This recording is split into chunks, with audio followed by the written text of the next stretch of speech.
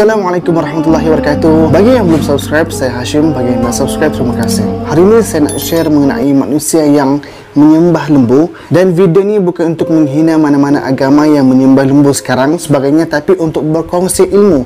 Sahabat semua, kisah berlakunya syirik dengan menyembah lembu ini telah pun dirakamkan dalam Al-Quran dan juga Bible, di mana ketika perjalanan Nabi Musa AS bersama kaumnya setelah mengharungi saat getir ketika dikejar oleh tentera Fir'aun daripada Mesir pada ketika itu, dan mereka diselamatkan oleh Allah Subhanahu Wa Taala dengan peristiwa terbelahnya Laut Merah dan ditenggelamkan tentera Fir'aun di tengah-tengah Laut Merah tersebut. Selepas itu Nabi Musa AS dan kaumnya, iaitu Yahudi, meneruskan perjalanan ke Palestin. Lalu di tengah-tengah perjalanan itu bertemu dengan satu kaum di sebuah tempat yang mana kaum tersebut menyembah berhala dan patung-patung. Dan Allah Subhanahu Wa Taala berfirman dalam Al-Quran yang bermaksud, dan kami bawakan Bani Israel ke seberang Laut Merah itu, lalu mereka sampai kepada satu kaum yang sedang menyembah berhala-berhalanya. Melihatkan yang demikian, mereka Bani Israel berkata, "Wahai Musa, buatlah untuk kami satu Tuhan berhala sebagaimana mereka mempunyai beberapa Tuhan." Nabi Musa AS menjawab, "Sesungguhnya kamu ini adalah kaum yang jahil," iaitu Yahudi tadilah.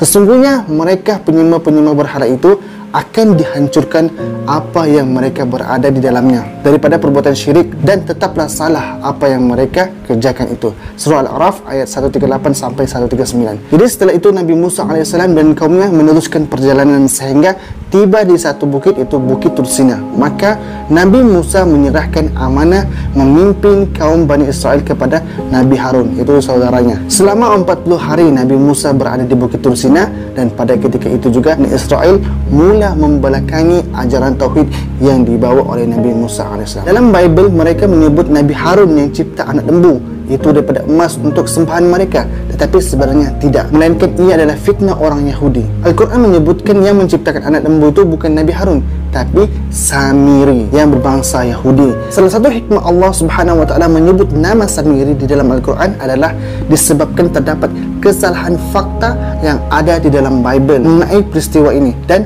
Al-Quran memperbaiki fakta itu dalam Bible, iaitu tuduhan bahawa Nabi Harun lah yang menciptakan anak lembu, sedangkan menciptakan anak lembu itu untuk sembahan Yahudi itu adalah Samiri. Firman Allah Subhanahu Wa Taala yang bermaksud, kemudian Samiri mengeluarkan untuk mereka dari lubang itu anak lembu yang bertubuh dan bersuara. Maka mereka berkata, inilah Tuhanmu dan Tuhan Musa. Tetapi Musa telah lupa. Maka apakah mereka tidak memperhatikan bahawa patung anak lembu itu tidak dapat memberi jawapan kepada mereka, dan tidak dapat memberi kemudaratan kepada mereka, dan tidak pula memberi kemanfaatan. Dan sesungguhnya Harun telah berkata kepada mereka sebelumnya, hai kaumku, sesungguhnya kamu hanya diberi cubaan dengan anak lembu itu, dan sesungguhnya Tuhanmu ialah Tuhan yang maha pemurah, maka ikutilah aku dan taatilah perintahku. Mereka menjawab, kami akan tetap menyembah patung anak lembu ini sehingga Musa kembali kepada kami. Taha ayat 88 sehingga ke 91. Jadi sahabat semua, dalam Al-Quran Allah memperbetulkan fakta bahawa Samiri yang mengukir patung lembu untuk disembah dan bukannya Nabi Harun.